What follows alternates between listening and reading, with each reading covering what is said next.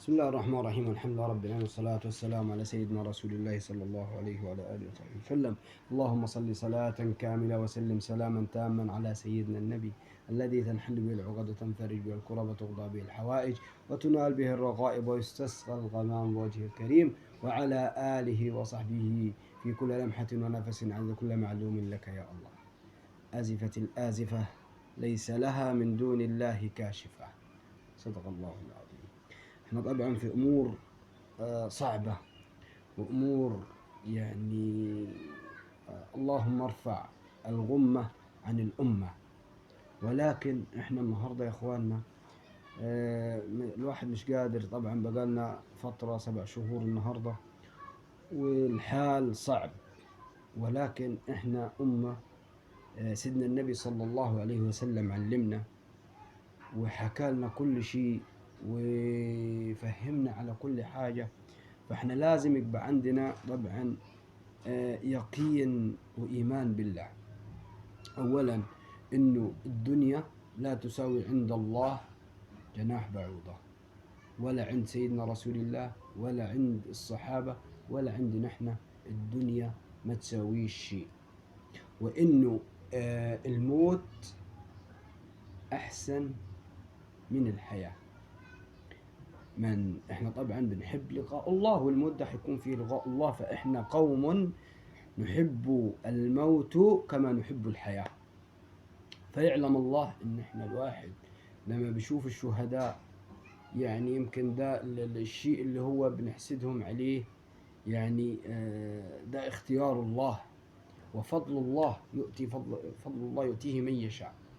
ولكن احنا دلوقتي بنتكلم على انه ايه اللي في ايدك انت كمسلم تعمله. لا، اللي احنا في ايدينا كتير يا اخواننا. ان تنصروا الله ينصركم ويثبت اقدامكم. صدق الله العظيم. فيا اخواننا النصر سبحانه وتعالى من عند الله. ولكن ايه طيب اسباب النصر؟ ايه اسباب النصر؟ اسباب النصر عندي وعندك وعند ده وعند ده وعند ده. انا اللي انت عارف ازاي؟ يعني لو حكينا طريق الإسلام جه إزاي. سيدنا النبي صلى الله عليه وسلم يا إخواننا حوصر في شعب أهل مكة كم سنة؟ 3 سنين تحاصر.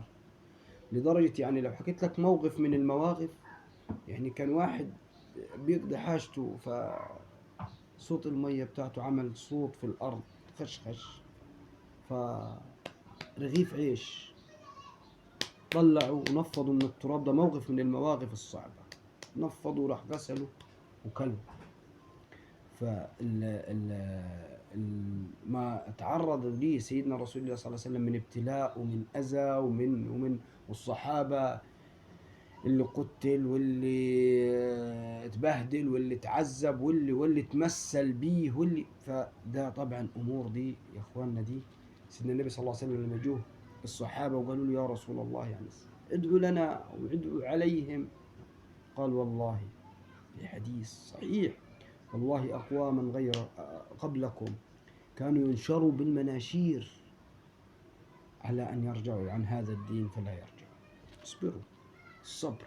فإحنا النهاردة في موقف صعب. ولكن إحنا إيه اللي أنت بإيدك تعمله؟ اللي بإيدك تعمله إنك أنت ترجع إلى الله، تتوب إلى الله، تعامل الناس المعاملة الحسنة. النهاردة الأخ بقى يكره أخوه بسبب إيه؟ دنيا. الجار بيعادي جاره بسبب إيه؟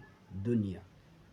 الابن بيهين أبوه وأمه بسبب إيه؟ دنيا. زميلك في الشغل بتبيعه وبتبهدله وبيطلع عينه بسبب إيه؟ دنيا.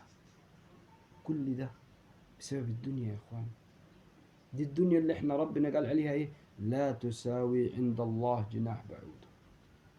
فلازم نرجع عن حب الدنيا، نرجع عن حب المال، حب السلطة، حب الجاه، حب الأرض، حب المنصب، حب كل الكلام ده يا إخوان. ارجع لحب الله، ارجع للمعاملة. سيدنا النبي صلى الله عليه وسلم لما جاء يا إخواننا قال إنما بعثت لإيه؟ لأتمم مكارم الأخلاق، صلى الله عليه وسلم. فأنت النهاردة الصلاة والصوم والعبادة كل ده شيء جميل، ده بتاعك انت وبتاع ربنا سبحانه وتعالى، اصلح بيه.